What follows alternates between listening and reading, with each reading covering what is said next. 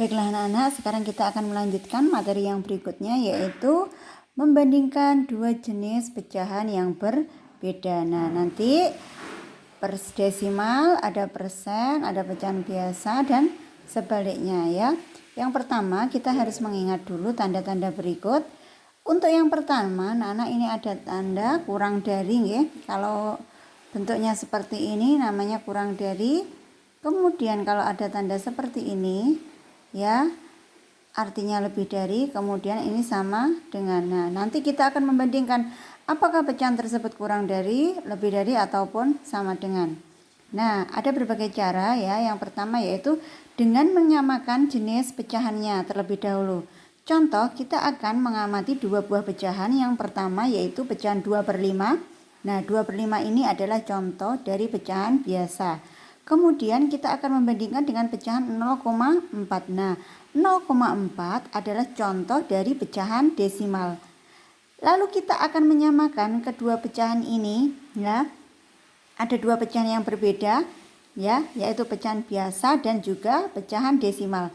Inilah yang dinamakan pecahan biasa dan inilah yang dinamakan pecahan desimal. Nanti kita akan, maka kita bisa menjadikan kedua pecahan tersebut menjadi pecahan biasa ya. 2/5 ini sudah namanya pecahan biasa, maka tetap 2/5. Oke, kemudian 0,4 kita jadikan pecahan biasa. 0,4 sama dengan pecahan 4/10. Oke, sekarang ada dua pecahan yang sama ya, pecahan biasa semua ya, tapi nilainya berbeda. Ada yang 2/5, ada yang 4/10. Oke. Nah, sekarang kalau ada dua pecahan biasa seperti ini, harus kita samakan dulu penyebutnya jika kita ingin membandingkan dua pecahan tersebut. Nah, di sini pecahan 2/5 penyebutnya adalah 5, kemudian pecahan 4/10 penyebutnya adalah 10. Nah, kedua pecahan ini 5 dan 10 ini harus kita jadikan ke angka yang sama, yaitu kita cari apanya anak-anak? Kita cari KPK-nya. Nah, kita lihat 2/5 dan 4/10, kita cari KPK dari penyebut ini, penyebut 5 ini dan 10 ini. Kita cari KPK dari 5 dan 10. Karena kita kemarin sudah belajar KPK, nanti anak-anak belajar lagi ya, dihitung.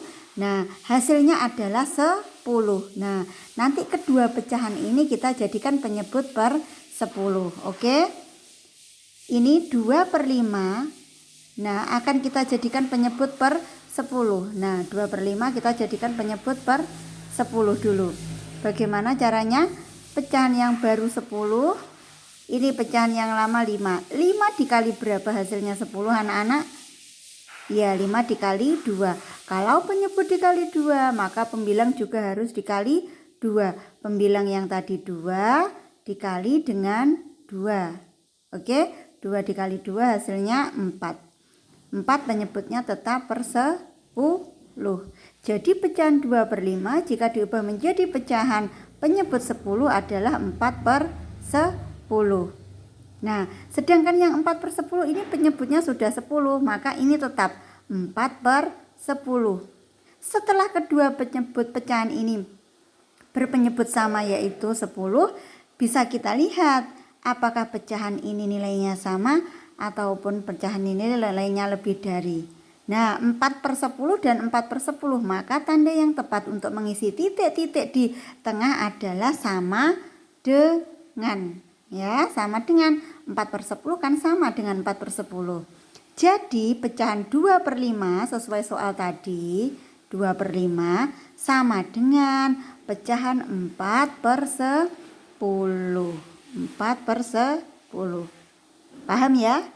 Kita ulang lagi. Jadi caranya yang pertama ya, pecahan 2/5 tetap 2/5 dan 0,4 kita ubah menjadi pecahan biasa yaitu 4/10. Setelah ada dua pecahan, kita lihat dulu penyebutnya. Yang pecahan satu penyebutnya 5, pecahan yang kedua ada penyebutnya 10. Ini belum bisa kita lihat apakah lebih besar, apakah lebih kecil, apakah sama dengan. Maka caranya yaitu kita samakan dulu anak-anak penyebutnya ya. Kita samakan dulu penyebutnya. 5 dan 10 kita cari KPK, hasilnya adalah 10. Jadi kedua penyebut pecahan ini dijadikan penyebut per 10. 2/5 dijadikan penyebut per 10. 5 dikali berapa hasilnya 10? Dikali 2 kan? Kalau penyebut dikali 2 maka pembilang juga harus dikali 2. 2 dikali 2 hasilnya 4. 2/5 menjadi pecahan 4/10. 4/10-nya ini tetap ya anak-anak karena penyebutnya sudah 10. Nah, 4/10 tanda apa yang tepat untuk mengisi? Karena ini 4/10, ini 4/10, maka tanda yang tepat untuk mengisi titik-titik di tengah yaitu sama dengan. Jadi pecahan 2/5 sama dengan pecahan 4/10.